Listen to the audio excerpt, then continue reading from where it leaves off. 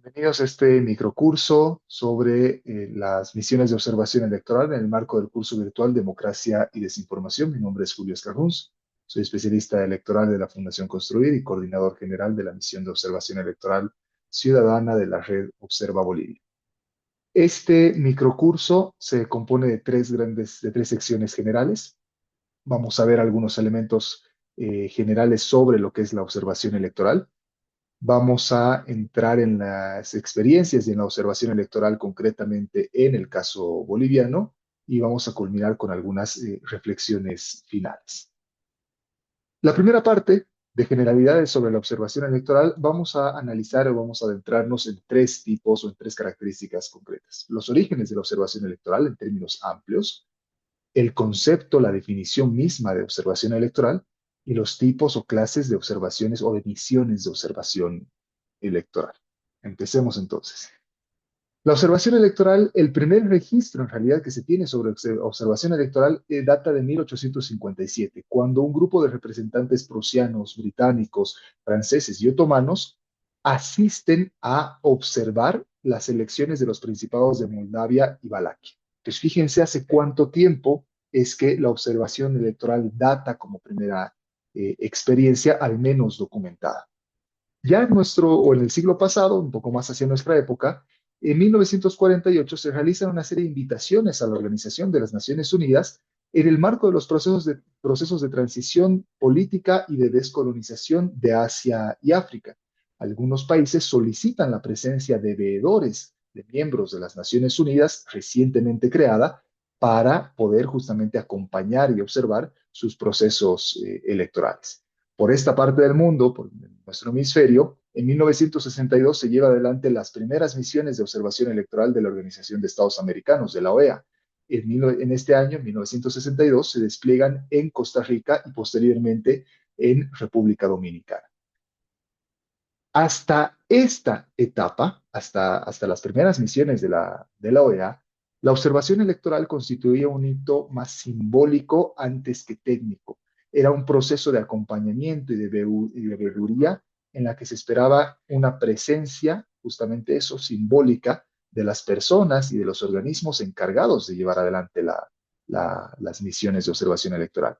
Sin embargo, hacia la década de 1990, se empieza a desarrollar un proceso de mayor profesionalización de lo que es la observación electoral. Justamente en esa época se amplía además con la presencia de misiones de la Unión Europea, por ejemplo, que inicialmente radican en el África, pero que luego, una década después, la década de los 2000, llega a América Latina con una observación en el caso peruano. Esta profesionalización apunta a dos elementos. En un primer lugar, ya no solamente es la presencia simbólica de los observadores, pero en segundo lugar, y de manera tal vez mucho más sustantiva y rica, tiene que ver con la generación de distintas metodologías, procedimientos y estándares para llevar adelante la observación. Además que en este periodo se amplía el proceso de observación de la jornada misma de votación hacia todo el proceso de manera mucho más amplia e integral. En la década de los 2000, a principios de los 2000, se empieza a expandir y a internacionalizar una práctica que ahora es sumamente central e importante para la observación electoral y tiene que ver con la práctica o con el despliegue, mejor dicho, de las misiones de observaciones electorales nacionales y ciudadanas. Ya habían experiencias anteriormente, esto varía de un país a otro, vamos a ver en el caso boliviano más adelante cómo se comporta o qué características tiene, pero de manera amplia e integral se firma el Acuerdo de Lima, que constituye la base para la red de observación e integridad electoral, la red OEI, que por cierto tiene presencia el Estado, o mejor dicho, el caso boliviano, justamente a partir de la representación que lleva adelante Fundación Construir como miembro de la red OEI.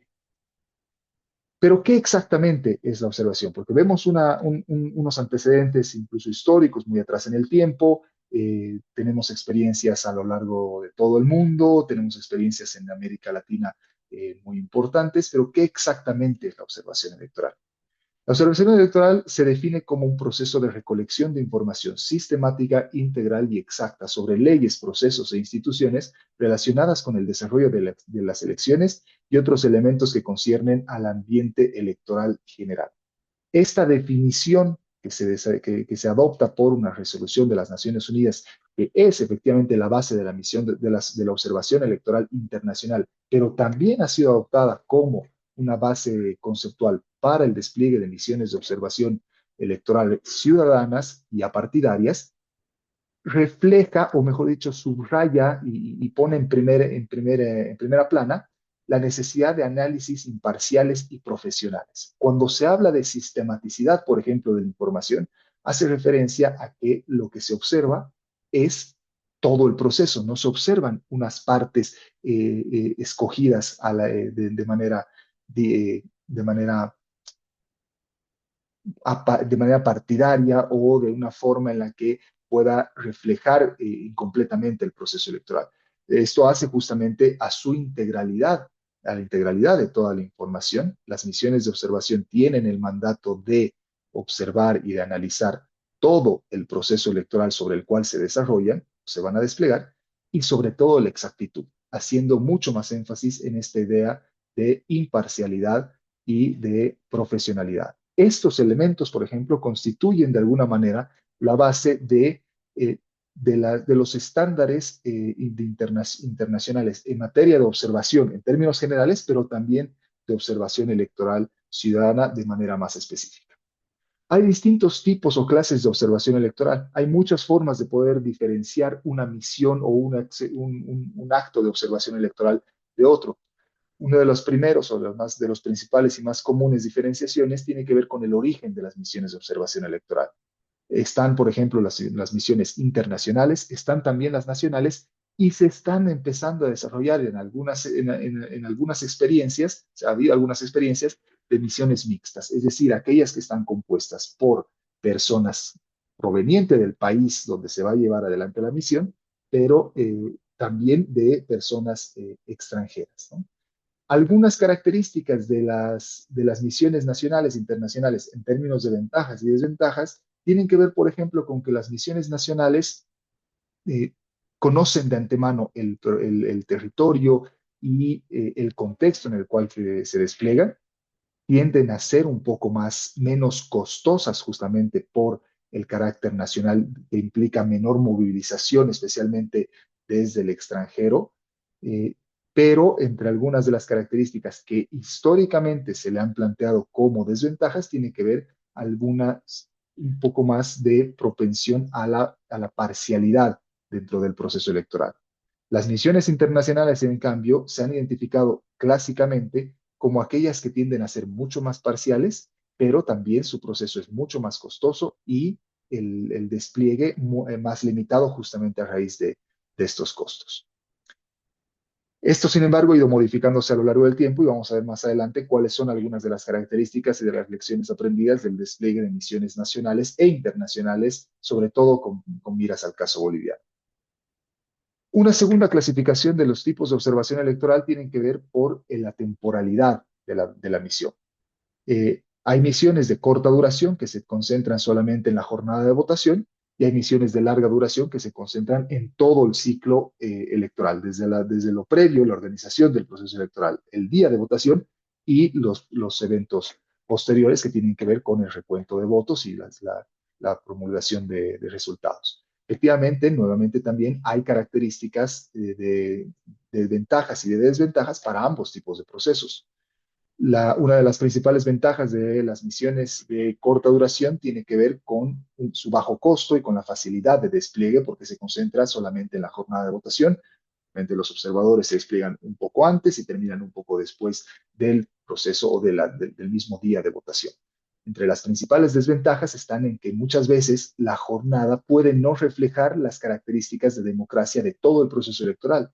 A veces sí, a veces hay coincidencia entre que una jornada de alta calidad refleja un proceso de alta calidad, pero puede suceder, o al menos la experiencia comparada internacional nos plantea de que puede suceder una jornada de muy alta calidad con un proceso de baja calidad, o viceversa, una jornada de baja calidad por algún inconveniente, pero un proceso de alta calidad. Y justamente esa es la principal ventaja de las misiones de larga duración, que buscan analizar esa integralidad de todo el proceso electoral y no solamente la votación o no solamente un aspecto específico de la votación, sino que es un análisis completo de todo el proceso electoral. Y una de sus principales desventajas, naturalmente, es que es mucho más costoso en términos de recursos financieros, pero también humanos, el despliegue de una misión de larga duración. Por último, un tercer tipo de observación que es relevante en este caso tiene que ver por el alcance de la observación electoral. Hay misiones que se concentran en todo el proceso electoral y hay algunas misiones que normalmente se denominan misiones de evaluación o misiones de expertos que se concentran en aspectos específicos dentro de no solamente el proceso electoral, sino dentro de todo el marco de elecciones en términos más amplios. Por ejemplo, una misión que se concentra en todo el proceso va a analizar las características justamente del desarrollo de una elección como tal y va a buscar analizar desde las etapas previas hasta las posteriores a la jornada de votación o, si es de corta duración, solamente el desarrollo de la votación en sí mismo. En cambio, las misiones que se concentran en aspectos específicos, estas que tradicionalmente se denominan misiones de expertos, tienden a concentrarse en un hito o aspecto específico que dentro de todo el ecosistema de elecciones. Puede ser, por ejemplo, una misión que se concentra en evaluar o analizar, hacer una auditoría al padrón electoral, como la que vino de la Organización de Estados Americanos hace unos años a Bolivia, justamente para auditar el padrón electoral. Puede ser una misión de expertos que se movilice solamente para analizar el despliegue o el proceso de candidaturas o solamente el proceso de campaña o solamente la campaña como tal, o incluso aspectos mucho más concretos como el nivel de igualdad de los candidatos en la campaña, si existe o no violencia. Es decir, estas misiones de expertos que se concentran en aspectos específicos no van a ver el panorama completo de la elección, sino van a buscar analizar una línea específica dentro de todo el proceso. Nuevamente, las ventajas de una misión que se concentra en el proceso de elección electoral como tal y en todo el proceso, tiene que ver con esa integralidad de su observación. Y una de las ventajas de aquellas misiones de expertos que se concentran en aspectos específicos es que entran en mayor profundidad al respecto, justamente como ha sido incluso la auditoría de la OEA al padrón electoral boliviano hace unos años.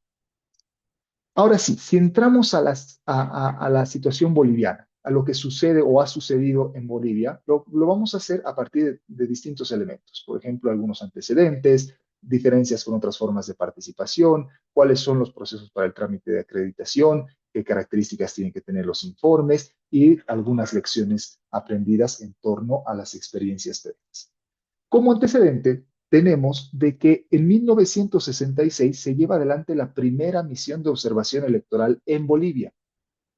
La Organización de Estados Americanos, luego de haber observado algunos procesos electorales en Centroamérica, como les decía hace un momento, en República Dominicana y en Costa Rica, en 1966 por primera vez llega a Sudamérica y lo hace justamente con una misión desplegada en Bolivia. Desde entonces, desde el 66, la OEA ha desplegado misiones en 21 otros procesos electorales, tanto de elecciones generales, subnacionales, judiciales y también de referendos. Es más, desde 1997 que la OEA tiene presencia ininterrumpida con misiones de observación electoral en Bolivia en procesos electorales nacionales o generales, es decir, en aquellos que buscan definir las candidaturas o mejor dicho, las autoridades del nivel central del Estado.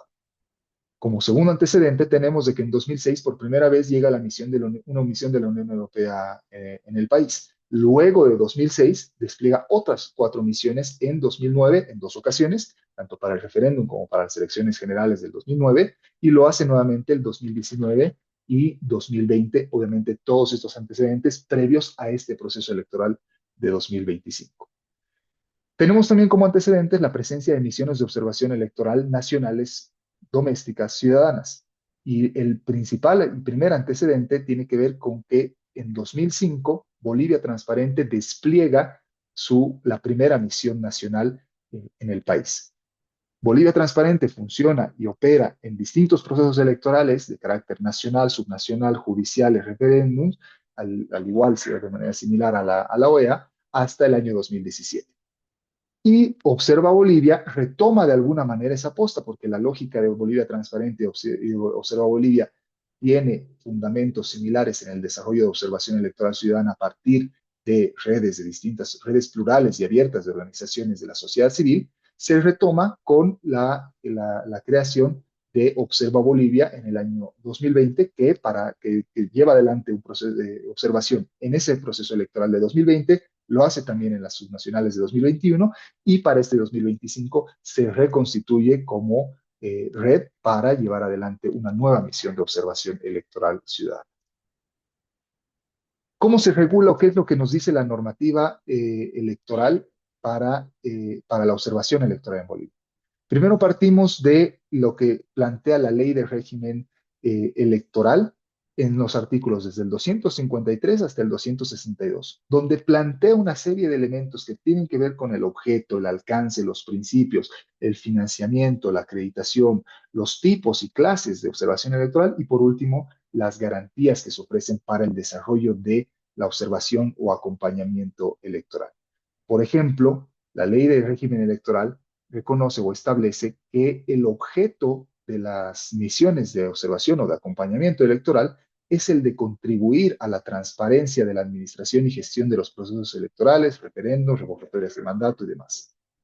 Entre sus alcances, reconoce de que pueden desplegar estas funciones en todos los procesos electorales, incluyendo referendos y revocatorias de mandato, plantea una línea muy clara en la que establece de que los resultados de la observación electoral no son vinculantes para el Estado boliviano ni para el organismo electoral, es decir, no tiene efectos jurídicos directos y obligatorios, y que el desarrollo de este acompañamiento es un requisito, o tiene, mejor dicho, como requisito indispensable la acreditación por parte del órgano electoral plurinacional.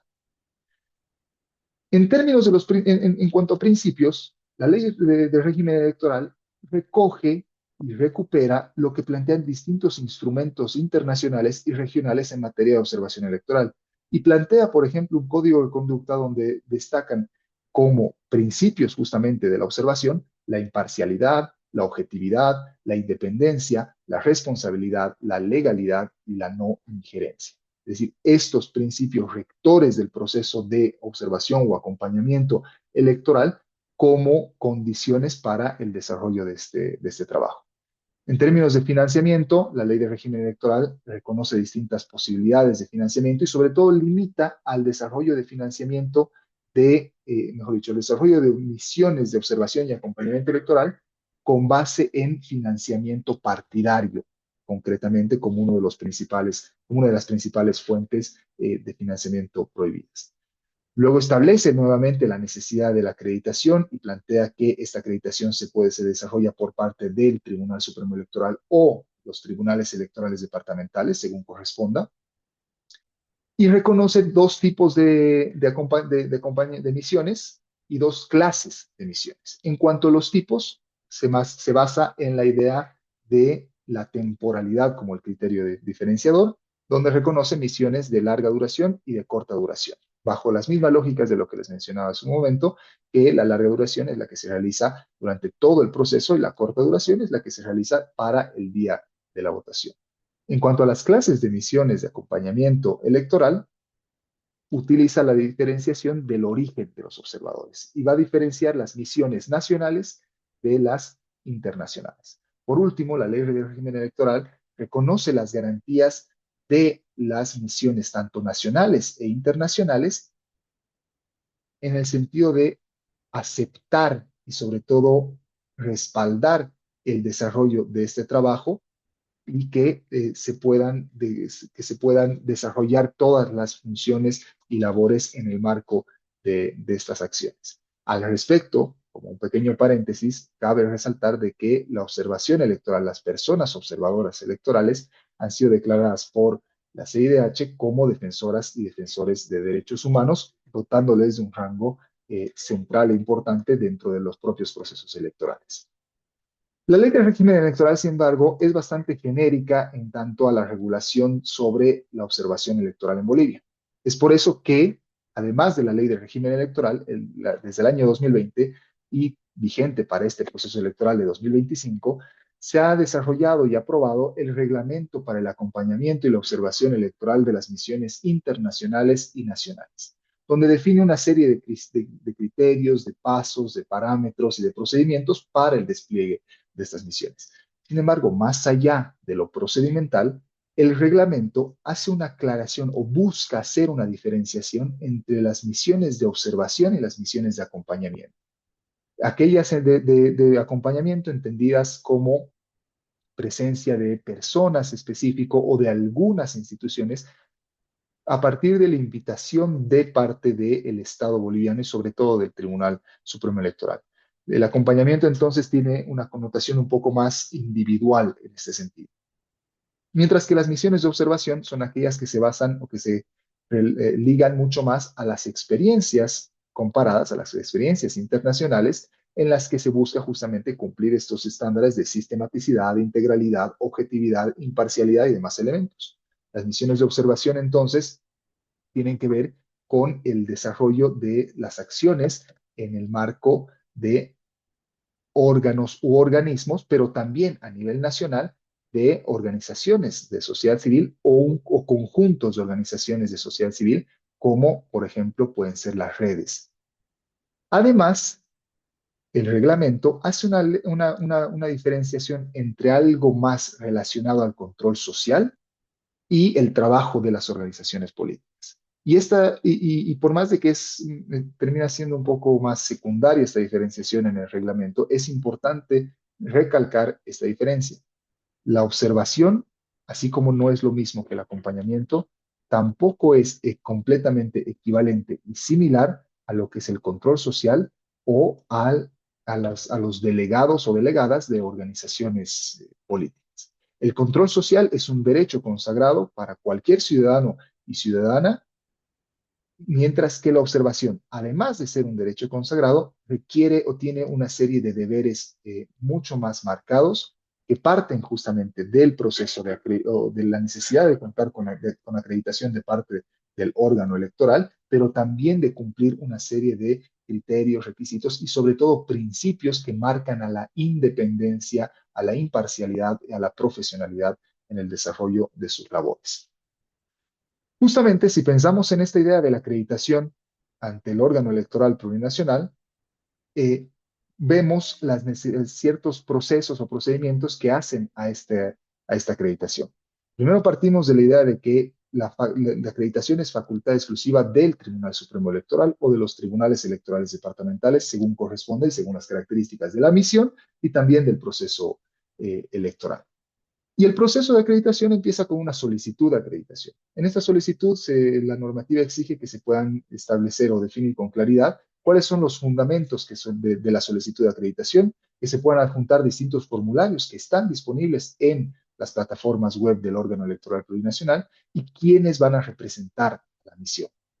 De igual manera, solicita que se haga entrega de un listado de los integrantes, de los y las integrantes de la misión, donde el requisito central son los datos, son ciertos datos personales de nacionalidad, por ejemplo, especialmente pensando en las misiones internacionales, pero también de otras características. Y en el caso de las misiones nacionales, se solicita y se realiza una verificación de no militancia antes de poder proceder con la acreditación. El procedimiento que lleva adelante el órgano electoral es que si encuentra una persona con militancia, no la puede acreditar como observador u observadora del proceso electoral para esa institución. Una vez de que se ha llevado adelante esta solicitud de acreditación, se procede a firmar o se procede a firmar un convenio marco de observación electoral entre la institución y el órgano electoral plurinacional. Este convenio marco tiene, por ejemplo, dentro de sus características, el alcance de la observación, quiénes son las y los responsables de la observación, quiénes integran el resto de la misión de observación y cuál es el plan de acompañamiento para llevar adelante el proceso de observación electoral como tal. Además, por último, establece unos plazos, siendo el plazo máximo de 15 días antes del proceso electoral para solicitar acreditación ante el órgano electoral plurinacional. Todo este trabajo, toda esta estructura, las estructuras que tienen las misiones, el proceso de acreditación, los estándares bajo los cuales se rigen, los principios que van a llevar adelante, que van a enmarcar todo el trabajo, se desembocan en el desarrollo de informes y declaraciones de misión, con algunas características que por una parte, algunas están contempladas como parte de la normativa y otras que son parte tanto de los instrumentos internacionales, pero sobre todo de las buenas prácticas en materia electoral.